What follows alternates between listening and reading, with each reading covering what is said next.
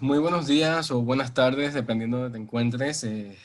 Gracias por estar aquí con nosotros en este webinar sobre propiedad intelectual para las empresas de América Latina que estén exportando.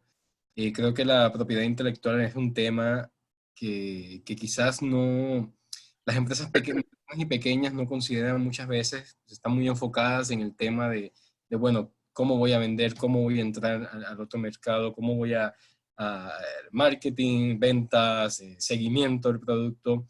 Y bueno, a veces quizás dicen, bueno, no, mi marca no es tan grande, mi producto no es bueno, tan conocido como para que la gente esté usándolos, ¿no? Pero se han dado casos, hemos tenido acá en Global Chamber, hemos tenido miembros que no en América Latina, pero sí bueno, en otros países que han tenido ya sus problemas con propiedad intelectual. Entonces es un tema muy importante que no importa el tamaño, no importa el producto.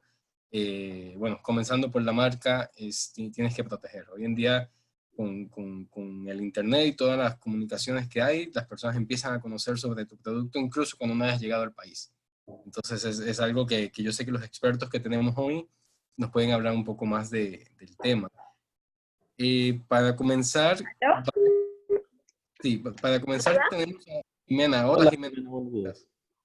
¿Qué tal? ¿Cómo están? Buenos días a todos. Muy buenos días. Justo a Buenos tiempo, días. ya estaba a punto de presentarte. Eh, bueno, Jimena Sousa Ferreira es socia de Osterling Abogados en Lima, Perú.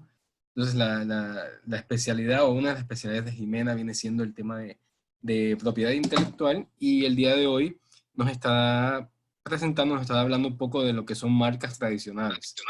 Entonces, sin menos, Jimena, si ya estás lista, pues te doy el espacio para que comiences la presentación. Sí, ¿qué tal? Buenos días. No me permite acceder a la cámara. Mil disculpas por eso. Pero voy a ver cómo lo soluciono mientras voy comentándoles un poco de cómo es que funciona el sistema de marcas no tradicionales en Perú. Ujú. Tenemos básicamente las marcas no visibles, que son las marcas sonoras, olfativas y las gustativas. En el caso de las marcas sonoras, el primer registro que tuvimos en Perú fue hace más de 15 años, y uno muy importante que de repente lo conocen ustedes y que lo obtuvimos nosotros fue el sonido del gallo más gallo, que es este grupo centroamericano, que es nicaragüense, cuando Ok, la registramos. Después, en las olfativas, ahora por todo este tema del fashion law, es muy importante el tema de los registros de marcas olfativas, porque muchas veces cuando uno entra a una tienda, el olor distingue a esta tienda o a esa marca. De repente hay una tienda acá en Perú que se llama Exit, y vende el perfume, que es el aroma de la tienda, y logramos obtener el registro. Lo que pasa es que para obtener estos registros, después les voy a contar un poco cuando termine con las gustativas. Y ahí vienen las marcas gustativas, que eso todavía no tenemos un registro otorgado por la oficina de marcas. Y es raro porque con el boom de la gastronomía peruana todavía no lo hemos podido obtener. La oficina de marcas ha sido un poco renuente a otorgar estos registros. Esas son básicamente las tres marcas tradicionales, no tradicionales, que tenemos. Y el registro, particularmente de las sonoras, ha sido un poco complicado. Puede tomar un año versus el tiempo que te toma el registro de una marca tradicional, que puede ser 4 meses. ¿Y esto por qué? Porque para registrar una marca, por ejemplo, sonora, lo que tenemos que presentar son reportes de empresas de audio en los cuales nos muestran los decibeles de la marca que queremos registrar. Para ponerlo como ejemplo, en el tema del Kikiriki, que era el gallo más gallo de esa marca, teníamos que poner los decibeles y también poner los parámetros, porque la idea de registrar una marca también es obtener el registro para que un tercero no lo pueda copiar. y esto en las marcas no tradicionales, por el tema de infracciones, es un poco más complicado, porque tenemos que declarar un poco las características y cómo medir los decibeles, porque una percepción podía ser, oye, pero es el mismo gallo el que yo estoy escuchando, pero es otra empresa, es la competencia, por ejemplo. Es Electra que lo está poniendo. Y decíamos, no, entonces, para iniciar la acción por infracción, teníamos que presentar los audios y que estén sustentados por una empresa discográfica para poder detectar los decibeles. Y es así básicamente cómo funciona el tema de marcas no tradicionales en el Perú. No sé si tienen alguna consulta, alguna duda.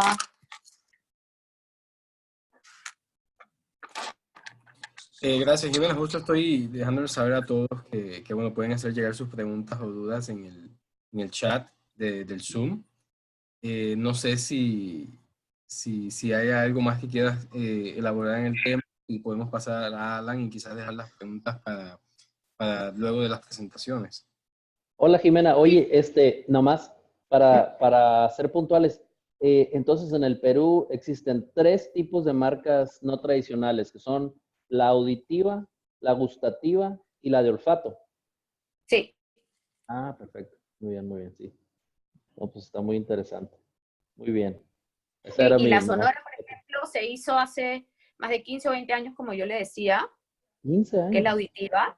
Sí, no, muchísimo. Yo era niña, o sea, estoy hablando hace más de 20 años, Claro, y que, por claro. ejemplo, nosotros tenemos una marca de helados, que era Donofrio, que la compró Nestlé, y en las calles pasaba, nosotros decimos, el heladero con la corneta. Entonces todos los niños sabían que cuando pasaba la corneta eran helados. Claro, pues ya lo identificaban, ¿no? Exacto, y o sea, esa corneta, el sonido de esa corneta, que era muy particular, porque también tenías otras marcas de helado de otras ciudades, distintas a Lima, pero no era distinta, era una corneta con un sonido totalmente distinto, tú ya sabías que era el helado Onofrio, que era el que tú querías. Y Sí, claro. logramos registrar, o sea, en ese caso no lo vimos nosotros, pero sí se logró registrar como marca Sonora. Súper. Pues muy bien. César. Perfecto, Jimena, de nuevo muchas gracias por tu presentación. Entonces vamos a estar pasando a Alan Guevara, quien es el fundador de Guevara Propiedad Intelectual, miembro de Global Chamber en Hermosillo, Sonora. Entonces, Alan nos estará hablando de las marcas no tradicionales, ¿verdad, Alan? Sí, pero voy a hacer un preámbulo de las tradicionales para que podamos hacer, quien nos está escuchando y nos está viendo, que podamos hacer un comparativo entre cuáles son las tradicionales y no tradicionales en México y entonces sí poderlas comparar estas no tradicionales con las que acaba de comentar, con los 3 ejemplos que acaba de comentar Jimena. Creo que eso va a ser muy interesante para más o menos situarnos en un tema de la propiedad intelectual, que es que la protección es territorial, es por países y cada país varía. Aunque muchos estamos alineados a algunos tipos de marcas tradicionales, por país va variando el número de marcas o tipos que podemos aplicar para una protección. Entonces, no sé cómo te parezca eso, César. Me parece muy bien, adelante. Ok, bueno, muchas gracias, César. Agradezco mucho a Jimena por su introducción a las marcas no tradicionales y saludo a mi socio Alejandro Varela. Voy a empezar por esto. En México tenemos 8 tipos de marcas a las que podemos aplicar para una protección. Esto cambió. Duramos 20 y tantos años con 4 tipos de marcas no tradicionales y justo el año pasado consideramos que se dio la transformación de la propiedad intelectual en cuanto a las marcas, porque pasamos de 4 a 8 tipos de marcas nuevas, 4 nuevas marcas no tradicionales. La primera que tenemos es la nominativa, que se compone de puras letras. Me voy a quedar en una descripción muy sencilla, se compone de puras letras la nominativa. Luego, el segundo tipo de marca es el que se compone de pura imagen, que se llama la innominada. Solamente imágenes, no tienen letras, no tiene caracteres, no tienen números, no tiene palabras, solamente imagen. Luego el tercer tipo es el más explotado en México, más del 80% de las marcas solicitadas en México son de este tipo, que son las mixtas. Las mixtas se componen de letras, bueno, de caracteres con imágenes, y hacen una relación y es mixta. Y he escuchado de algunos especialistas en marketing y esto que este te genera dos golpes de posicionamiento. La imagen y la frase, letra, caracteres. Entonces, la mixta es la más utilizada. Y hay un cuarto tipo de marca tradicional en México, que es la tridimensional. La tridimensional es muy interesante porque, aunque es poco explotada, es un tipo de marca que puede contener, empacar, envolver un producto o un servicio. Y les voy a dar un ejemplo. La tridimensional es aquella que puedes reconocer por el tacto, le voy a decir. Por ejemplo, una botella, pues en México tenemos una denominación de origen muy, muy popular, que es el tequila. Entonces, las tequileras sí le invierten mucho a que su producto sea identificado por la botella. Y las licoreras en el mundo creo que utilizan mucho este tipo de protección. Entonces, la marca tridimensional. Habiendo dicho las 4 marcas tradicionales, y nominada, nominativa, mixta y tridimensional, entro no tan rápido, pero a hablar de las marcas no tradicionales. De agosto del año pasado, 2018, al día de hoy, se transformó el sistema de marcas en México y empezamos a recibir la marca auditiva. La marca, en México hay una marca de relojes, no sé si está en el resto del mundo, que se los voy a silbar a ver si la alcanzan a escuchar. Bueno. Y es de una marca de relojes que se llama Nivado. Entonces, fíjense, Nivado tiene la protección de la marca Nivado. Y luego tiene la protección de su aviso comercial, que es el tiempo solo es un pretexto. Y entonces complementaron con su marca auditiva. Pero también hay marcas auditivas como esta de McDonald's que dice para pa pa pa. No crean que soy tan entonado, pero hago mi esfuerzo. Entonces, las marcas auditivas son nuevas. De hecho, se han conseguido creo que un par en un año. Y luego tenemos la marca de olfato, que con eso nos alineamos. A mí me sorprende, bueno, a ver, si mal no recuerdo, Jimena dice que hace 15 años ellos ya tenían la marca auditiva, ¿no? Y nosotros apenas tenemos un año y tenemos muy pocas concedidas. La marimba del sonido del iPhone ya se presentó en la región, por ejemplo. Se presentó ahí ¿cómo se dice? Donde se ponen las notas, se me va en este momento, pero bueno, también se presentó en físico el sonido para que lo puedan reproducir. Entonces, las marcas de auditivas son novedosas, son de las marcas novedosas en México. Después de ahí, tenemos una marca de la imagen comercial. Nos está cambiando todo el sistema, la verdad es que está muy utilizada, han salido muy pocas, nosotros tenemos como 36 trámites de marcas de imagen comercial y no nos ha otorgado ninguna, pero a nadie, en el resto de México han salido como 3 apenas, ya parece que este mes se van a empezar a otorgar, pero está muy utilizado porque, a ver, yo creo que, por ejemplo, vamos a aplicar esto a restaurantes, a cafés, donde haya elementos que generen un patrón repetible y estandarizado que nos pueda, por la ambientación, saber decir exactamente en dónde estamos. Te puedo dar el ejemplo de un café Starbucks que hay en muchas partes del mundo.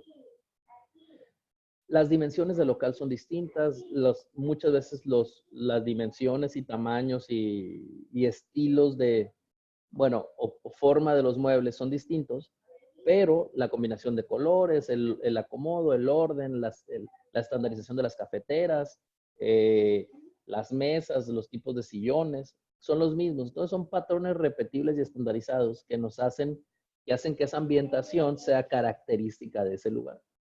En México también están aplicando la imagen comercial, el tipo de marca de imagen comercial a, por ejemplo, los jerseys o jerseys de los equipos de fútbol, las gorras de los equipos de béisbol. Estos son unos ejemplos de la marca de imagen comercial. Entonces, voy a repetir la de olfato, la auditiva, la de imagen comercial y la última que es la holográfica, que al día de hoy no le encuentro ninguna utilidad.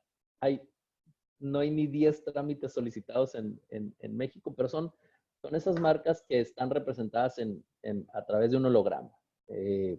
Todavía no, les digo, la verdad es que no le encontramos tanta utilidad y es algo que nos gustaría saber de otros países de Latinoamérica o del mundo, en qué la están aplicando. Porque aquí en México son muy pocas, no se está explotando. La verdad es que no sé por qué la ingresamos, pero, o sea, por qué la metimos al sistema de marca mexicano. Pero bueno, ahí está y seguramente le vamos a encontrar una utilidad.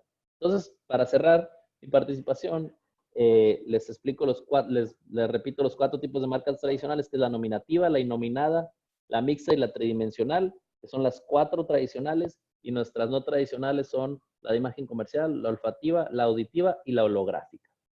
Si tienen alguna duda, yo con mucho gusto. Me siento muy acompañado por un par de colegas aquí que también pueden responder preguntas. Así que estoy a sus órdenes y muy buen día. Gracias por estar en este webinar. Muchas gracias, Alan. Y yo creo que para hacer la transición a Alejandro, pues vamos a hacer la pregunta que nos llegó de Miguel Subieta de Querétaro. Dice, ¿cuál es la diferencia entre una marca y una patente? No sé si igual la tomas tú o la toma Alejandro o si los dos quieren abarcar un poco. Te explico rápidamente el concepto que tenemos en México desde el año pasado, que es todo signo perceptible por cualquiera de los sentidos que sirven para identificar un producto de otro de su misma especie o clase en el mercado. Entonces, es para separar o identificar productos o servicios. Esa es una marca que puede ser de estos 8 tipos que les dije. Y tiene una protección de 10 años y se puede estar renovando cada 10 años. De la reforma, o sea, del cambio que hubo el año pasado, ahora tenemos que demostrar o declarar el uso a los 3 años y a los 9 años antes de renovar. Si no lo declaras, pues te la pueden, el Instituto Mexicano de la Propiedad Industrial te puede cancelar esa marca. Entonces eres dueño de una marca por 10 años mientras la estés utilizando y la puedes estar renovando. Hasta ahí me quedo con la marca. ¿Qué diferencia nos puedes decir, Alejandro? Hola, buenos días a todos. Un gusto estar por acá presente. Efectivamente, cuando llegó la pregunta de Miguel, dije, no, aquí es la introducción o la transición entre estos dos temas. Precisamente, mi estimado Miguel, y para todos los asistentes a este webinar, la marca protege la parte comercial, ¿sí? de un proyecto, lo que nosotros podemos percibir, como dice Alan. Y en cambio, la patente protege la parte tecnológica, la parte tangible, los fierros, decimos nosotros acá en México, ¿no? Aquellos dispositivos, aparatos, procesos, metodologías que tienen un enfoque industrial y que tienen una aplicación útil, ¿no? Para todos nosotros. Quisiera empezar pues precisamente haciendo esa diferencia, ¿no? Entre las marcas y las patentes en el aspecto de qué es lo que se necesita para poder solicitar protección. Y la primera diferencia entre una marca y una patente es el rango de antecedentes que tenemos que revisar para saber si podemos o no obtener protección. Para una marca únicamente tenemos que revisar antecedentes nacionales. En el país en el que buscas registrar la marca, solamente revisas las marcas de ese país, ¿no? Sí. Coca-Cola pues está presente en todos lados, ¿no? No cuenta como buen ejemplo, pero sí, esa es la idea, ¿no? Una marca no más compite contra otras marcas en el mismo país. En cambio, la patente, independientemente de qué lugar se esté buscando la protección, se tiene que comprobar una novedad mundial. ¿Sí? El registro es país por país, al igual que una marca. Sin embargo, la patente, para que te la puedan otorgar, tú tienes que comprobar novedad mundial. Y ese es el primero de 3 requisitos muy, muy importantes para poder obtener protección de tecnología. El convenio que nos rige a todos aquí es el convenio de Berna, ¿no? Y es el que nos pone las reglas de juego para todos en el mundo en cuanto a marcas y a patentes. Para que alguien pueda reclamar la novedad de una invención, Este convenio nos da un plazo de 12 meses para poder proteger la parte técnica de un proyecto, la parte tecnológica, ¿no? Tanto sus componentes, sus elementos, cómo están conectados entre sí, sus funciones, el resultado técnico, el efecto técnico inesperado que hemos logrado a través de esta integración tecnológica. Y en el caso de que nosotros, pues a lo mejor no inventamos o no diseñamos algo con las nuevas funciones tecnológicas que se están promoviendo por todos lados, a lo mejor lo que hicimos nosotros fue un cambio en el diseño, un cambio en la estética de un producto que también es válido. El convenio nos dice que tenemos 6 meses para poder solicitar la protección. Estos plazos de 6 y 12 meses, ¿a partir de cuándo? A partir de la primera divulgación. Es decir, si nosotros damos a conocer nuestro invento por cualquier medio, sea una exposición científica, una feria industrial, una solicitud de patente también en algún país, en ese momento nosotros tenemos una cuenta regresiva y si lo que queremos proteger es la parte estética, tenemos 6 meses y si lo que queremos proteger es la parte funcional, la parte de componentes, tenemos un plazo de 12 meses nada más. Entonces, para poder aplicar a toda esta protección, ¿qué necesitamos exactamente? Y en este momento les voy a compartir pantalla para que les quiero mostrar un diagramita que tenemos por acá. Y listo. Aquí va. Ok, lo voy a poner en full screen. Y es el primer requisito, el tema de la novedad. Ok. Aquí les aclaro el tema del primer año de explotación, pero al final de cuentas esto es lo que tenemos que comprobar. El invento, independientemente por qué vía se quiera proteger, debe ser nuevo en todo el mundo. ¿Y cómo logramos esto? Imaginemos que nuestro invento es el puntito chiquito que tenemos ahí en el centro. Ese es nuestro invento. Al invento lo rodea el estado de la técnica. El estado de la técnica son todos aquellos otros inventos, desarrollos científicos y tecnológicos que han pues logrado meterse por ahí, hacerse públicos, estar en el mercado y por lo tanto forman un antecedente para nosotros. En la literatura hispana y en la literatura también anglosajona a veces no hay diferencia entre el círculo del medio y el círculo grande punteado que aparece en pantalla. A mí sí me gusta hacer esa diferencia. El estado de la técnica es aquel conocimiento que ya está aplicado, que ya sirve para algo, que ya tiene una aplicación industrial que es un requisito esencial para obtener una patente. Y hacia afuera tenemos el estado del arte. El estado del arte es todo aquel conocimiento que todavía no tiene aplicación. Hay un ejemplo que me gusta mucho platicar y es cuando pues por fin le pusieron una escala de temperatura para determinar a qué temperatura hierve el agua, y pues todos sabemos pues a los 100 grados Celsius, pues nadie sabía pues, para qué servía, ¿no? Ponemos a hervir el agua y realmente no tiene ninguna utilidad. En el momento en que a alguien se le ocurrió poner un aspa, un álave sobre o en contra a la corriente de vapor generado por esa agua hirviendo, en ese momento podemos, si lo ponemos ese álave en torno a un eje, podemos hacer que gire y podemos tener una turbina que eventualmente pues nos genera algún tipo de energía, ya sea mecánica o eléctrica. En ese tipo de cuestiones, ese tipo de descubrimientos que pasan a ser útiles, en este caso pues estamos hablando de la máquina de vapor, en ese momento el conocimiento se convierte en una aplicación y esa aplicación forma parte del estado de la técnica.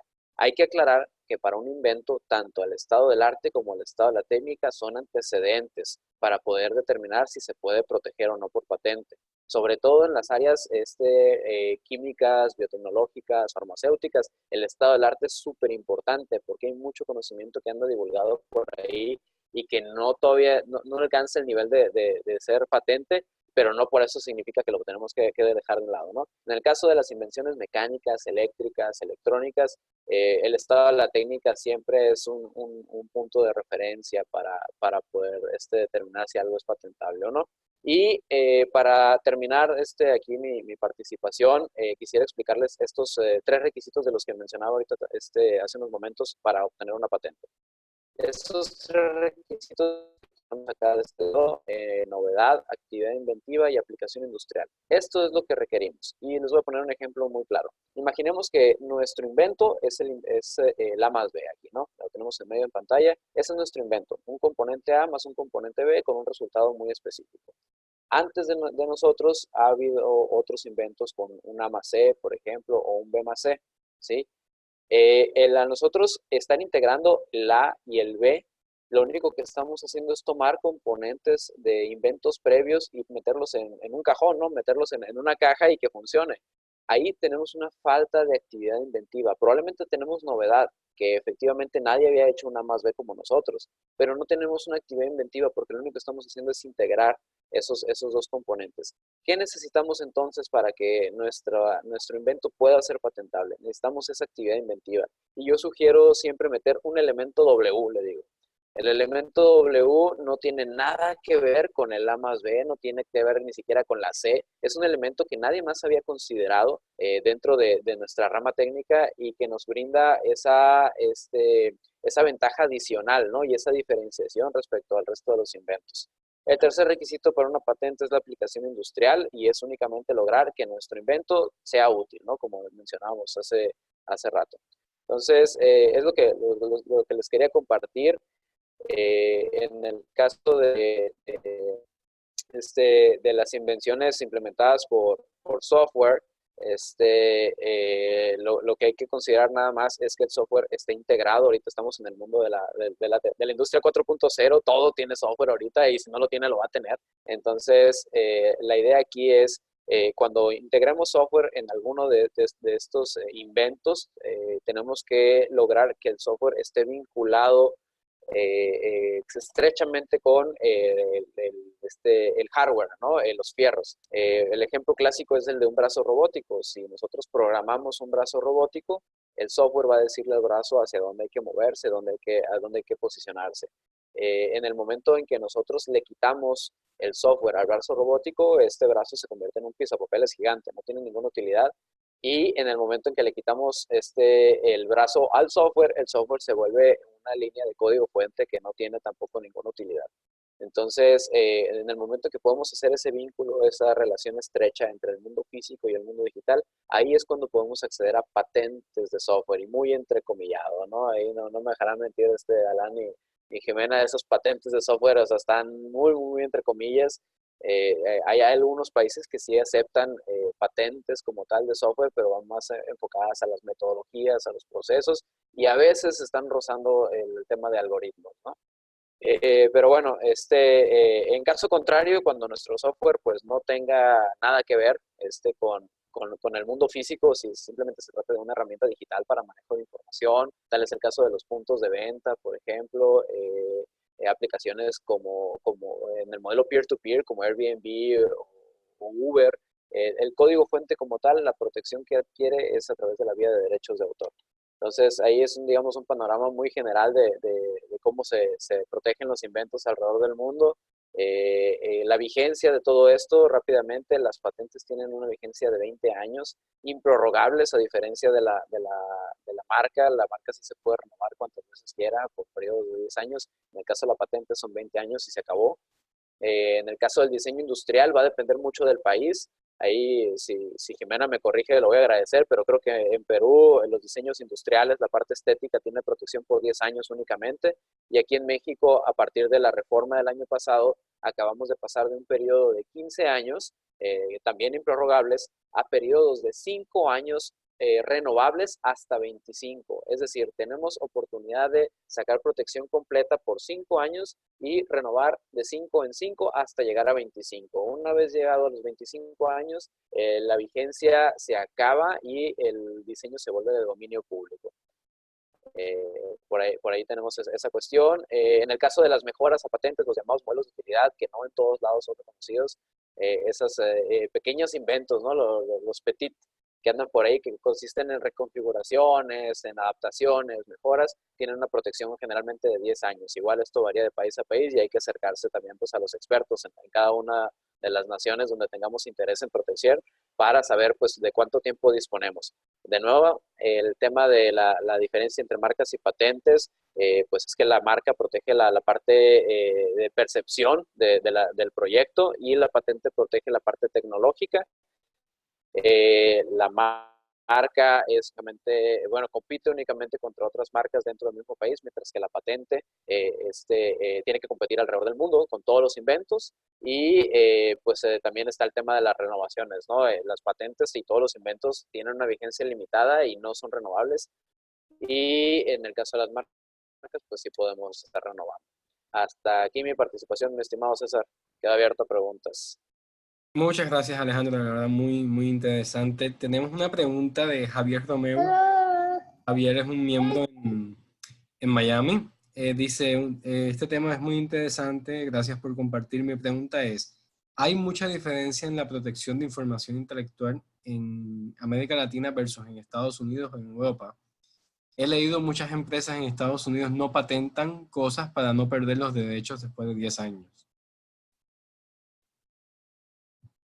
Bueno, en el caso de las patentes sí varía un poco en el tema de qué se puede patentar y de lo que está hablando nuestro estimado, ¿quién era el que preguntó, perdón?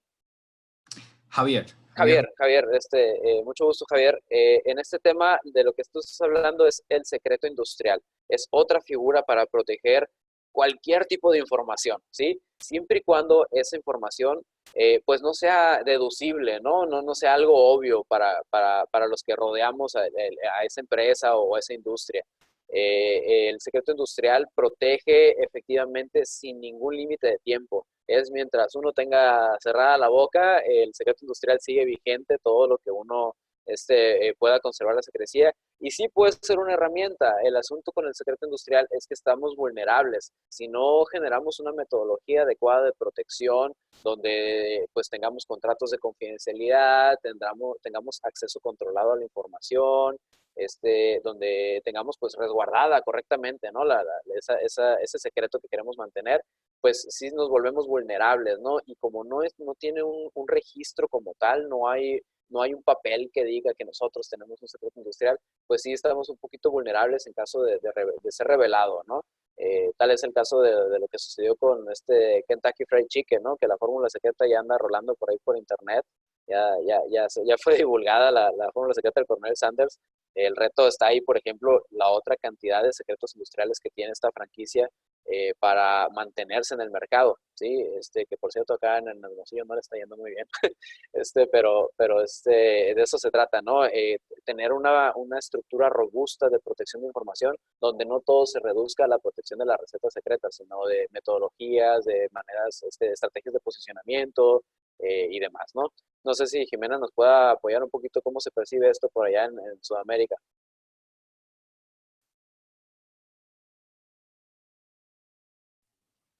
¿Aló? Sí, bueno, en realidad en Sudamérica es bastante parecido, porque la diferencia es, o sea, el tema del secreto industrial lo conserva y cada empresa, a diferencia de una patente. Y un tema importante y nos pasa mucho con Estados Unidos en las patentes, no solo es el secreto industrial, sino es que en Perú no está permitido el registro ni de métodos ni de usos. Entonces, por ejemplo, si hay una empresa norteamericana que quiere registrar una patente en Perú, los métodos y los usos no están permitidos. Y nos pasa con muchos clientes que dicen, pero en Estados Unidos sí está permitido. Y tenemos que cambiar muchas de las reivindicaciones, porque la oficina de patentes en Perú no lo acepta. Sí, Ese es un punto que es bastante sensible, incluso con el tema del protocolo de las PCTs y todo eso. No, o sea, así tengamos que entrar a fase nacional, no permiten y no otorgan el registro, aun cuando en otros países lo han dado. Y con las búsquedas internacionales y todo, tratamos de justificarlo y la oficina de patentes hoy por hoy no lo acepta.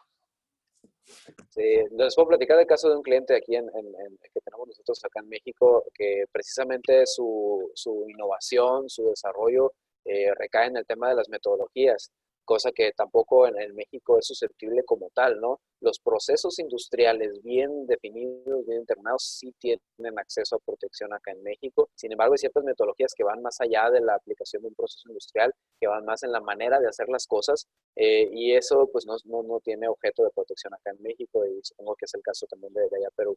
Y en este caso, pues tenemos que mirar, ¿no? Perdón, Jimena, adelante. Sí, no, lo que pasa es que, por ejemplo, los manuales y ese tipo de procedimientos, en Perú, lo que hemos podido hacer es registrarlos ante la Oficina de Derechos de Autor. Correcto. Sí, esa es Entonces, la no sé, otra vía. en México lo hacen así porque como en patentes no me dejan, además que en patentes, si yo pierdo la novedad, ya no puedo acceder al registro. Correcto. Y comercialmente a veces quieren difundirlo en el mercado, dicen, yo necesito venderlo de una vez, no puedo esperar los 2 años que se demora la oficina en analizar y otorgar. Entonces, sí, pero yo le digo, pero si pierdes la novedad, es uno de los requisitos para que puedan otorgarte la patente. Y tratan a veces de registrarlo como derechos de autor. Sí, es un tema bastante... ¿En México cómo funciona? ¿Funciona parecido? Sí, en México totalmente. Lo que rige es la novedad y la primera divulgación, ¿sí? Independientemente si es a nivel local o en otro lugar del mundo.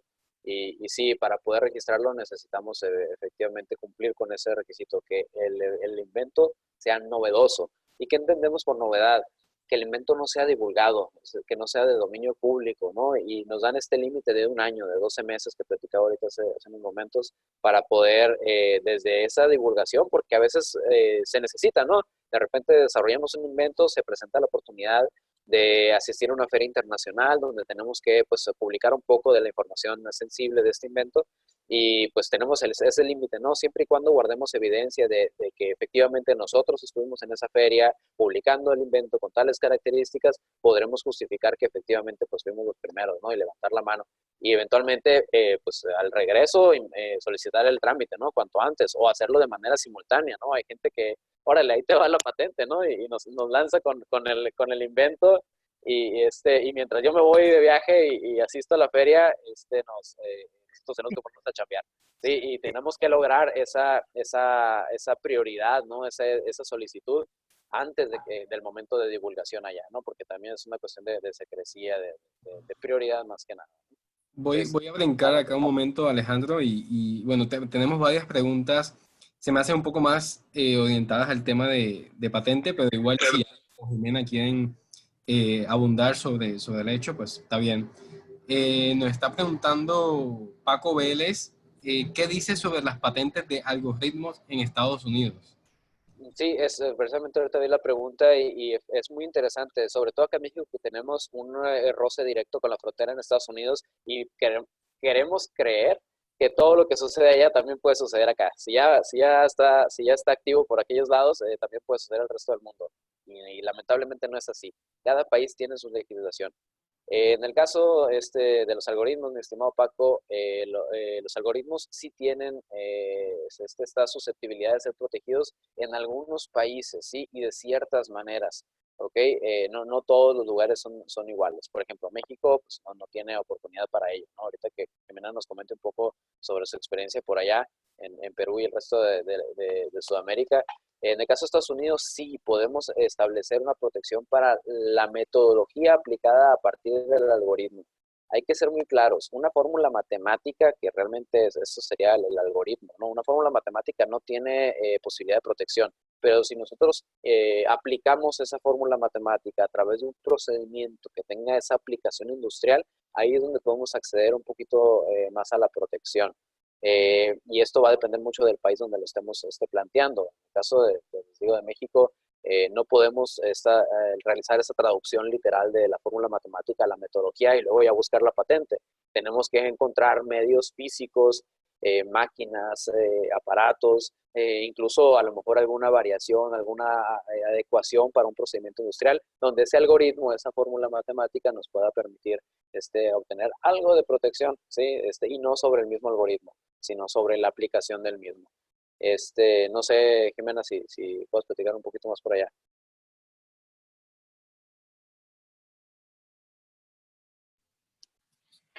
Bueno, en Perú es bastante similar, como tú dices, y el algoritmo lo tenemos que adecuar a un procedimiento y poder determinar a dónde llegamos o qué obtenemos con ese algoritmo.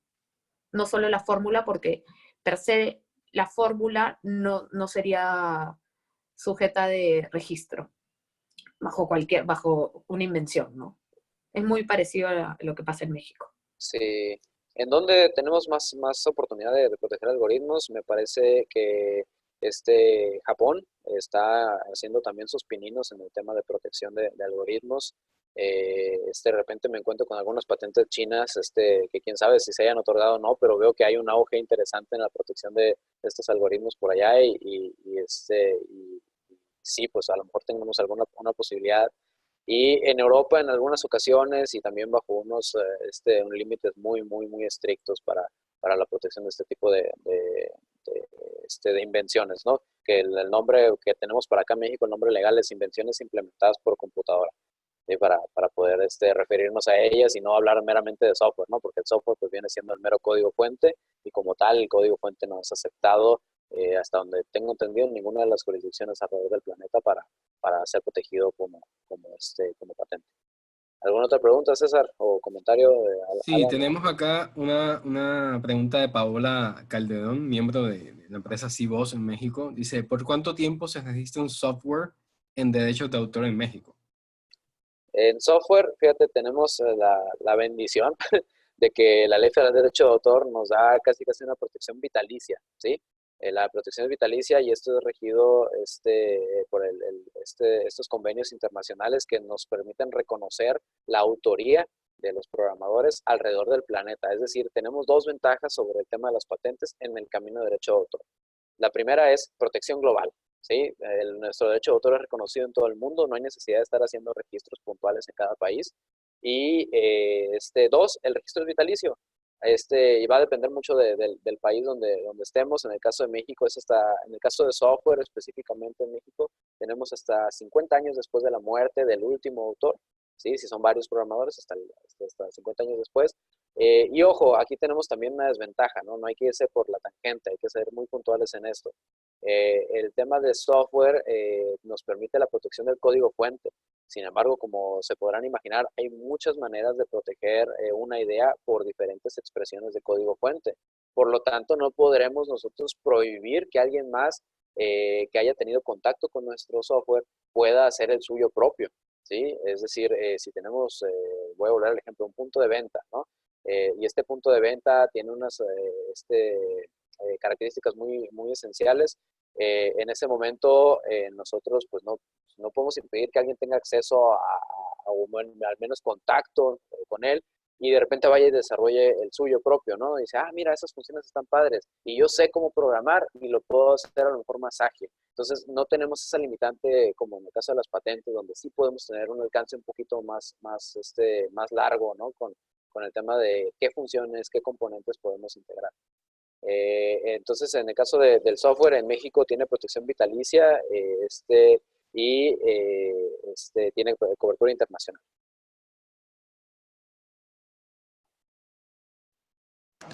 Muy bien, Alejandro, muchas gracias. Creo que ya no tenemos otras preguntas del panel, de los que están viendo el webinar, pero quería preguntar o quería dejar abierto a los tres, a Alan, a Alejandro y a Jimena, que nos comenten sobre su opinión en el estado de integración, ¿no? Bien dices tú de los convenios internacionales. ¿Cómo está el tema de las marcas, propiedad intelectual en general? ¿Cómo está el tema para una integración? O sea, bien dices que una patente se tiene que registrar en cada país, pero sí, pues depende se confirma, ¿no? Mundialmente que no exista.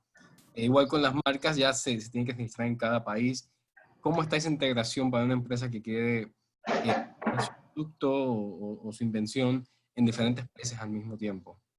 ¿En qué camino vamos en comparación a, por ejemplo, la tecnología que tenemos hace que haya demasiado intercambio comercial con todas partes del mundo? Entonces, ¿es la propiedad intelectual algo que está así adelantado en temas de integración o es algo que todavía pone un poco de obstáculos al momento de expandir?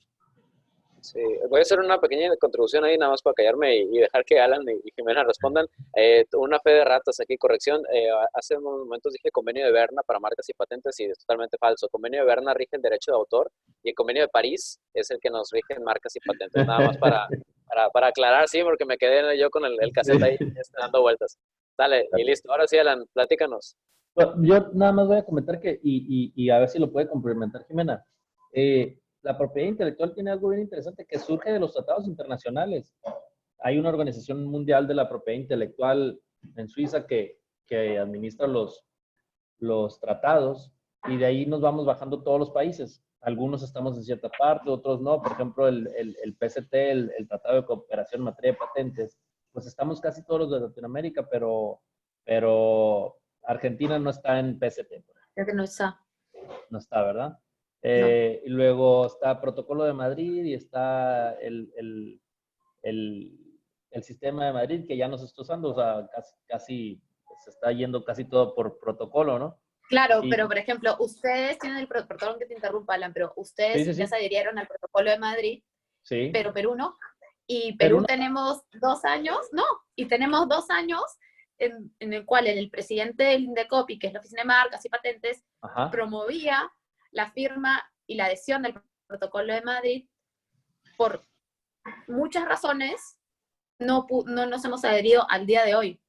El de primer hecho, país en Latinoamérica que se adhirió fue Colombia, hace poquito, ¿no? y de ahí hace 2 o 3 años, y con la experiencia de Colombia, decían que no teníamos que adherirnos, porque la verdad es que esto lo estaban promoviendo por un tema de marca país y para promover la inversión de las pequeñas empresas. Sí. Entonces, en Perú, al día de hoy, no se ha suscrito, no nos hemos adherido, y en Latinoamérica se acaba de adherir Brasil. Acaba recientemente junto con Canadá. Con Canadá, El Salvador, y Chile está a punto de adherirse, estaba por firmar, creo que a fin de año firma, pero oficialmente no tenemos ningún otro país en Sudamérica. Sí, solamente... Sí, y es un tema de marcas que es muy importante, ¿no? Sí, la verdad que en México, la Asociación Mexicana de los que nos dedicamos a esto, de los profesionistas, nos estábamos oponiendo y presentamos unos recursos legales para tratar de detener el protocolo de Madrid. Pero al final no ha cambiado para nada, ni nos ha bajado el trabajo, ni... No, sí, no, o sea, que no baja. No baja para nada. Entonces, sí nos opusimos, pero bueno, ya entró. Y lo mismo, por ejemplo, en México ahorita está pasando con lo de con el de la Haya, ¿no? Que estábamos muy ya empujando la oficina de patentes, cambia el gobierno y se paró todo.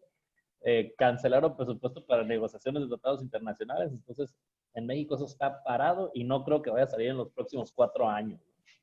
Bueno, nosotros sí tenemos nosotros sí estamos suscritos a la Haya, y de hecho a nosotros nos facilitó mucho hace 5 o 6 años por el tema de la legalización de los poderes. Porque, por ejemplo, ahora presentar una solicitud de marca, yo no es un poder simple. Me pueden mandar un poder escaneado de cualquier parte del mundo, y eso me lo acepta. Para la única, o sea, necesito legalización o apostilla, pero únicamente para infracciones. Ajá, cuando pero ya para vas a una presentar un oposición, procedimiento legal. Ajá. Pero ni siquiera, porque para una oposición a un contencioso no necesito un poder legalizado. O sea, lo que ya vayas a infracciones. Entonces, cuando me voy a infracciones, ¿por qué? Porque en infracciones yo tengo en Perú tanto el procedimiento administrativo como el procedimiento penal. Claro. Entonces, muchas empresas decían, mira, vamos a atacar en la parte administrativa por una infracción al derecho marcario, que normalmente lo hacemos por violación de registro de marcas o derechos de autor, dependiendo del registro que tenga el cliente, y paralelamente denuncias por delitos contra la propiedad intelectual. Claro. Que ese es penalmente, pero para accionar nosotros tenemos que tener poder legalizado o apostillado. Tiene que estar apostillado, ¿no? Para los que nos Claro, pero por ejemplo, el Haya nos ayuda muchísimo a nosotros porque me mandan el poder apostillado y me demora una semana versus un mes que me demora en aquellos países, en países que no tengo apostilla, porque tiene que ir al consulado, y de repente muchas ciudades no tienen consulado ahí, sino es en otra ciudad. Ajá. Y yo tengo la mercadería que incautar, por ejemplo. Sí, eso es más o menos lo que escuchan a nosotros. En el tema de tratados, nada más para ponerlos en regla ahí a todos, el protocolo de la Haya es un tratado, un mecanismo que tenemos a nivel internacional para facilitar el registro de marcas. El protocolo de Madrid, perdón. Y el sistema de la Haya, hablábamos de temas de diseño industrial. Aquí en México pues, todavía no estamos suscritos a ese sistema. Y en el caso de patentes, pues también tenemos el PCT, ¿no? El PCT, Tratado de Cooperación en Materia de Patentes, nos ayuda a solicitar pues de manera simultánea protección en los 152 países que han contratado al momento. Y ya después uno decide en qué países aterrizar la protección, ¿no? Nos ayuda a ganar un poquito de tiempo, pero para los que nos están escuchando y nos están viendo aquí discutir bien acalorados sobre los tratados, que sepan de qué estamos hablando, ¿no? Son tratados internacionales que facilitan la labor de obtener protección de manera simultánea o por etapas, ¿no? En diferentes lugares, si así es el interés del dueño del proyecto. Perfecto, muchas gracias a los tres. Ya para irse, Gracias. lo que es el webinar, quizás, ¿qué recomendaciones le dan a una empresa pequeña o mediana que, vamos a decir, está en Colombia, pero quiere expandir a toda América Latina, incluyendo México y Perú? ¿Cuáles son los pasos a seguir? ¿Cómo se pueden asesorar? ¿En qué momento de esa expansión internacional debe meter el tema de la propiedad intelectual? ¿Nos pueden dar esas recomendaciones? Ya como punto final, se los agradezco. Le voy a ceder la palabra a la dama para que ya sea su cierre y despedida, así que adelante, Jimena. No, sí, si es una empresa colombiana, lo primero que tendría que hacer es revisar en los países de la comunidad andina, porque hay mucho comercio entre Ecuador, Bolivia y Perú. Si bien es cierto, el registro que tiene en Colombia le da un derecho prioritario frente a los registros de los demás de la comunidad andina, sí tendría que hacer una búsqueda en aquellos países en los cuales quisiera entrar y hacer cotizaciones para ver en qué países podría tener una marca similar o idéntica, porque muchas veces los pequeños o medianos empresarios, y hasta los grandes incluso, hacen toda la estrategia comercial para ingresar a otro país y dicen, no, quiero entrar a estos 5 países. Y hace, como les digo, toda la estrategia comercial y no revisó lo primero, que no podía entrar al país con la marca con la cual todo el mundo identifica sus productos o servicios. Y el caso que para nosotros, y es mundial, no sé si ustedes conocen la empresa Mango, que es española, que es catalana. La empresa Mango de ropa tiene más desde el año 80 que se creó, y cuando decidieron entrar a Latinoamérica, no hicieron ninguna búsqueda, comenzaron a importar y se dieron cuenta que la marca Mango, como tal, en algunos países no podían tenerla. Y por eso es que ellos maquilan la ropa en Taiwán, por ejemplo, y tiene que tener doble marca, MNG y Mango.